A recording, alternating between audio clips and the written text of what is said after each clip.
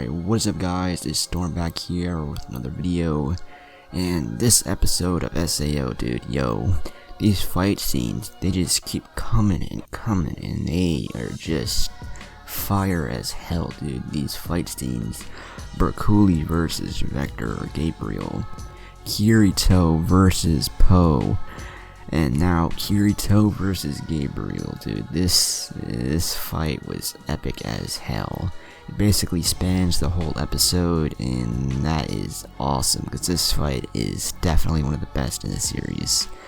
That's 3 literally just this season alone. But without further ado, let's just jump right on into this review of SAO War of Underworld episode 20. Now, this episode starts off where the last one left off, with Kirito confronting Gabriel and going on to fight him, and Alice and Asuna going to the World's End altar. So Asuna creates stairs, like these big ass giant stairs to the World's End altar, and Kirito starts his dope ass fight with Gabriel. And before they start the fight, they ask each other's names, and Kirito tells him that he's Kirito the swordsman, and Gabriel tells Kirito that his name is Gabriel Miller. Then they start fighting. Now they start fighting, and Kirito, he actually doesn't really have the upper hand.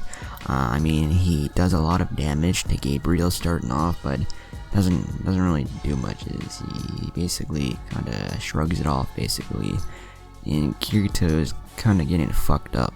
Gabriel tells Kirito that Alice and Asuna will make it to the World's End altar in 5 minutes, and that he'll give Kirito 3 minutes. Gabriel then pulls out this like dark sword from like this darkness portal called the Night Sky Blade, which is also the name of the episode. And then the two start to fight again, and they're just going all over the place, and this fight is pretty much just taking place in the sky, and the animation is dope as hell, dude. This fight scene is just awesome as hell. That's pretty much all I can say about it. You just gotta see it for yourself. Kirito kinda gets fucked up. I mean, he literally gets his fucking legs cut off, but then Gabriel pretty much transforms into this anti-spiral looking bullshit, dude. Like, where the fuck did this transformation come from? It like came out of nowhere. You're gonna realize that during this episode, a lot of this pull assery is gonna come out of nowhere. Like, you're gonna get these power-ups out of fucking nowhere.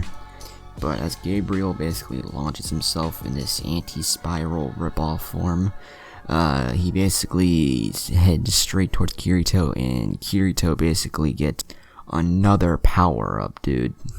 And it's basically God Kirito versus God Gabriel, anti-spiral ripoff form, though. And then the sky turns black for the entire Underworld, and basically everyone gives Kirito their hearts, making his power-up even more OP. Kirito's power-up basically gives him his legs back, and then God Kirito charges at God Gabriel, or otherwise known as the anti-spiral ripoff.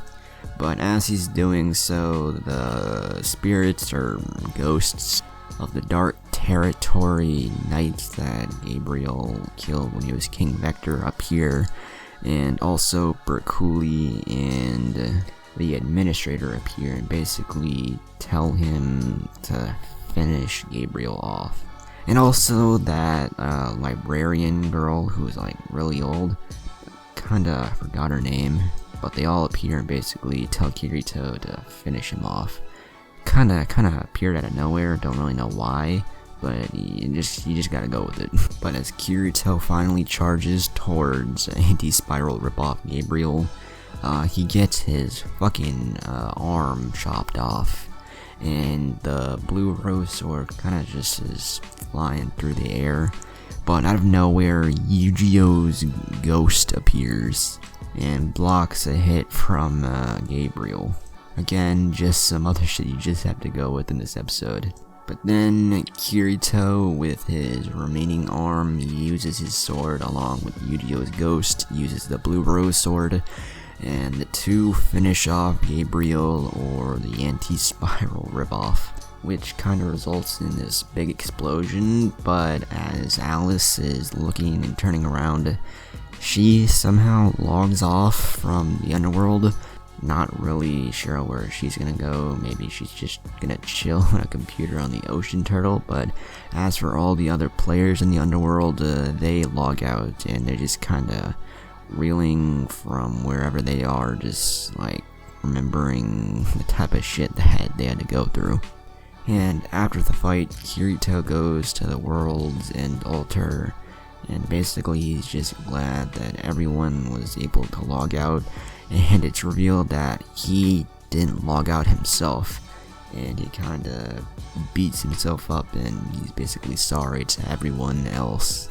But that's when Asuna appears, and now you realize that both Kirito and Asuna are stuck in the Underworld for the next 200 years.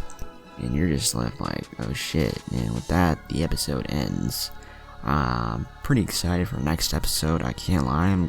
I kind of want to see if like they actually spend 200 years in the Underworld, or if some assery is going to be pulled for them to like get out of the Underworld somehow. I kind of hope they're stuck in the Underworld for 200 years, but their bodies don't really die in the real world. Like they can live a life in the Underworld, maybe have a couple of kids or something, but to be honest, I don't really think that's going to happen. I hope it does. That'd be cool to see that. Like Kirito and Asuna sort of grown old. I mean, they pretty much have god powers in the Underworld, but I guess we'll just have to wait and see. But anyways, I hope you guys enjoyed the video. If you did, be sure to leave a like, comment, and subscribe. Also go subscribe to my other channels. The links will be down in the description below. Also go follow me on Instagram. The links will be down in the description as well. And yeah, I will catch you all in the next video. Peace.